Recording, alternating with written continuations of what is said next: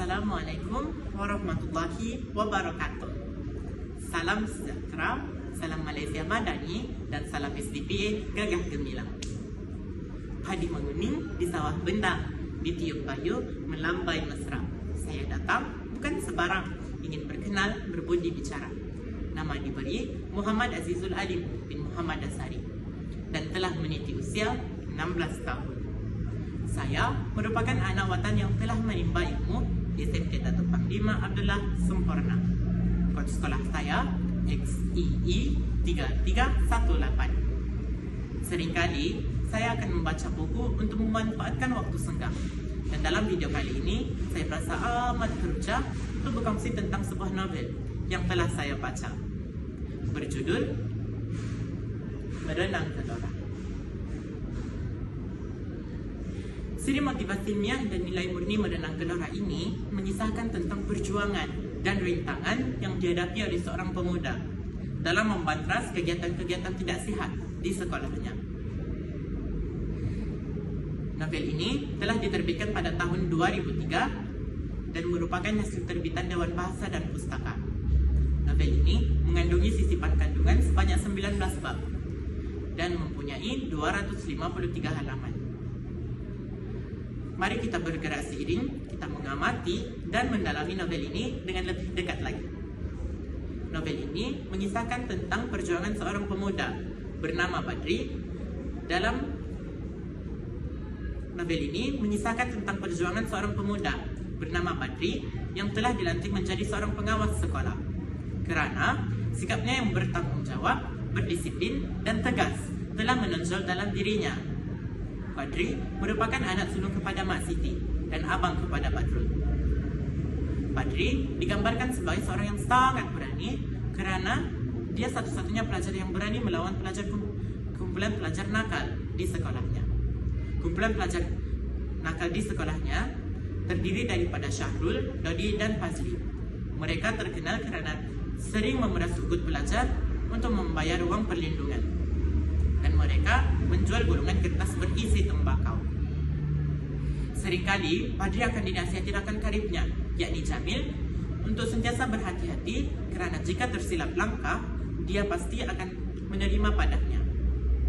Sehinggalah tiba suatu hari, Badri disembah air ketika sedang membuang air besar di tandas sekolahnya. Rupanya hal tersebut angkara daripada kumpulan pelajar nakal tersebut.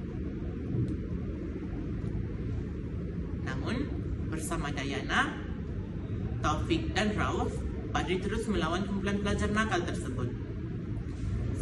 Malangnya, Badri menerima kabar berita yang tidak menggembirakan, di mana Jamil merupakan sebahagian daripada kumpulan pelajar nakal tersebut.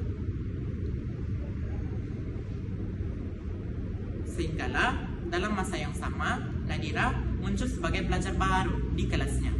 Dan dalam diam, Jamil menyukai Nadira.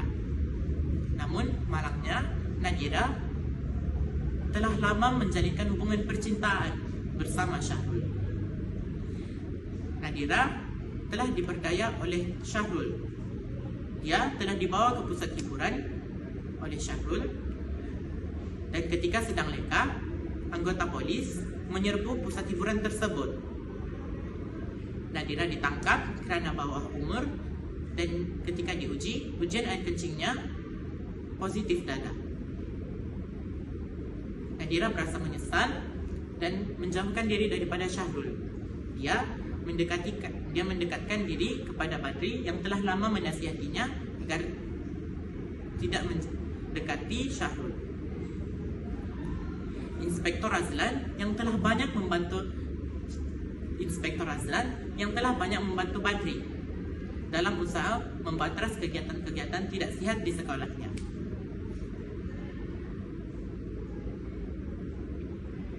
Namun, malangnya, Inspektor Razlan meninggal dunia dalam tugas menewaskan Pak D, yaitu ketua kumpulan kegiatan kongsi gelap yang telah lama melindungi kumpulan pelajar nakal di sekolah Badri.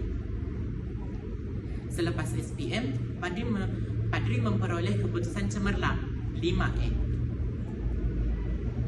Ketika dalam perjalanan ingin menyambung pelajarannya, dia terserempak dengan Jamil yang telah lama hilang seperti ditelan bumi.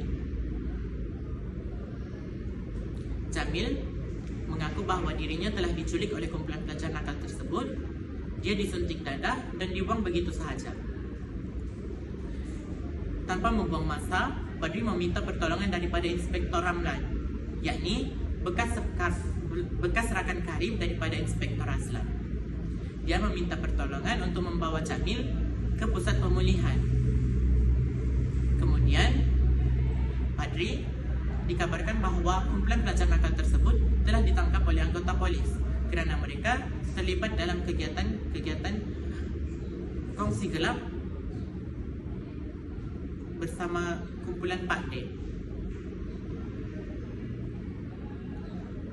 Jamil pula setelah berjaya dipulihkan, dia kembali ke pangkuan keluarganya. Nadira pula memperoleh keputusan cemerlang 9A. Badri berjaya hidup dengan tenang setelah mendapat kabar berita kumpulan pelajar nakal tersebut berjaya ditangkap oleh anggota polis. Terdapat banyak pengajaran yang boleh dijadikan iktibar daripada karya hasil penerus langkah ini, dan antaranya termasuklah berani menegakkan keadilan. Kita mesti sentiasa ingat bahawa kita mesti sentiasa berani dalam melindungi kebenaran walaupun susah. Kita mesti sentiasa bersuara ketika melihat kebenaran yang dipalsukan dan kepalsuan yang dibenarkan. Justru, novel ini juga menitik beratkan pengajaran jangan membalas dendam dengan kejahatan. Bak kata pepatah, jangan dibalas api dengan api. Kerana dunia masih memerlukan orang yang kekal baik walaupun telah diuji berkali-kali. Pada pendapat saya, gaya penulisan novel ini sangat mudah untuk difahami. Penggunaan bahasa yang digunakan juga telah memudahkan pelajar seperti saya untuk membaca dan memahami kesudahan karya yang telah dihasilkan ini. Gaya bahasa yang digunakan juga sangat tinggi dan sangat dekat dengan jiwa anak-anak remaja seperti saya.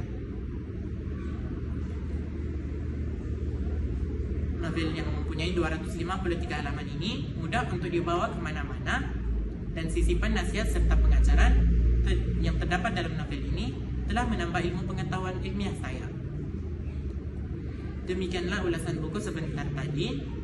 Kesimpulan yang dapat saya simpulkan ialah membaca Jambatan Ilmu. Sekian, terima kasih.